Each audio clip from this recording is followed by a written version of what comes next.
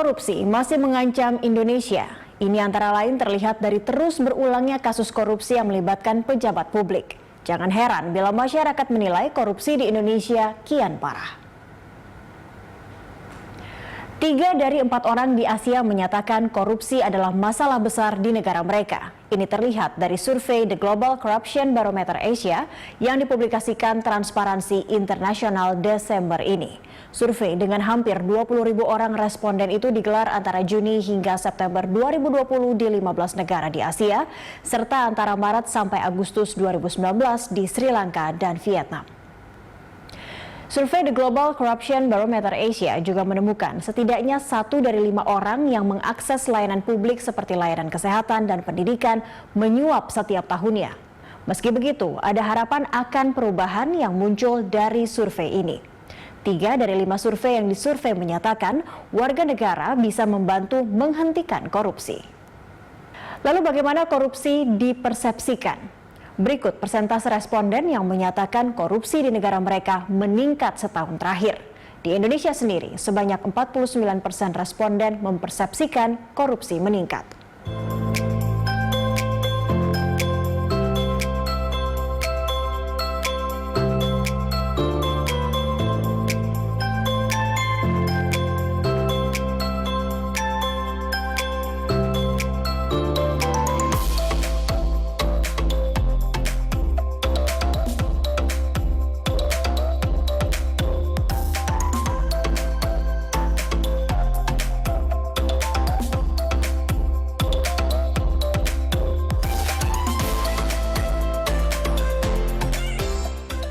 Opini responden soal apakah korupsi meningkat atau tidak atau justru stagnan terbelah. Secara umum, 38% responden di Asia mempersepsikan korupsi meningkat setahun terakhir. 32% berpendapat korupsi menurun. Sementara 28% mempersepsikan korupsi di negara mereka stagnan. Namun mayoritas responden dari survei The Global Corruption Barometer Asia, yaitu 74% menyatakan korupsi di pemerintah adalah persoalan besar di negara mereka.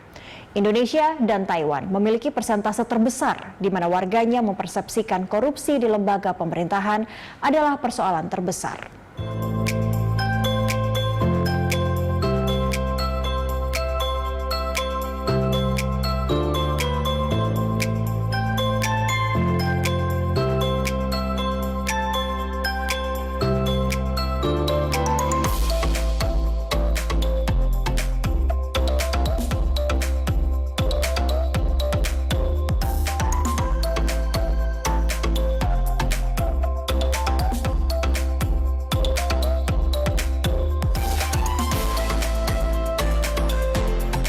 Lalu, institusi mana yang menjadi tempat tersubur untuk korupsi?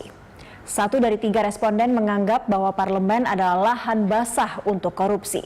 Lebih dari separuh warga Mongolia dan Indonesia, masing-masing 56 dan 51% mempersepsikan sebagian besar atau bahkan seluruh anggota parlemen terlibat dalam korupsi.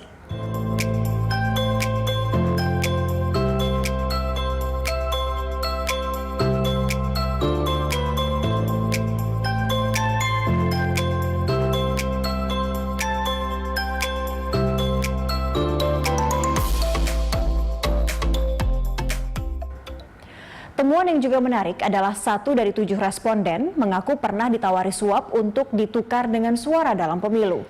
Sebanyak 55% responden percaya pemerintahan di negaranya dijalankan atas dasar kepentingan pribadi. Berikut praktek jual beli suara di sejumlah negara Asia merujuk survei The Global Corruption Barometer Asia yang dirilis Transparansi Internasional.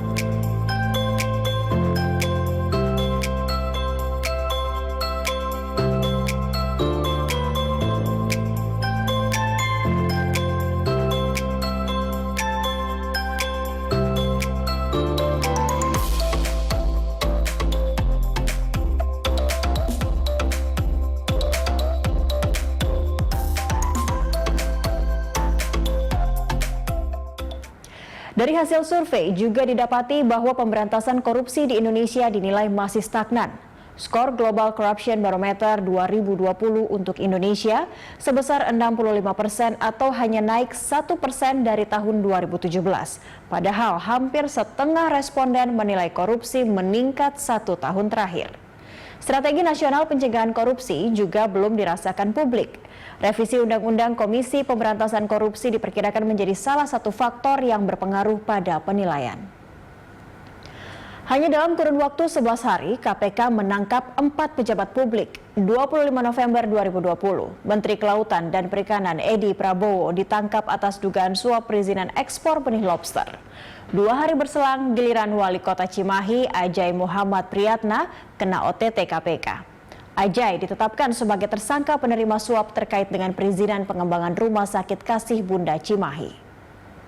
3 Desember, KPK menangkap Bupati Banggai Laut, Sulawesi Tengah, Weni Bukamo yang diduga menerima suap untuk kepentingan kampanye pemenangan pilkada. Kemudian, 4 Desember, sejak pukul 11 malam hingga 5 Desember dini hari, KPK menangkap pejabat pembuat komitmen pada program Bansos di Kementerian Sosial.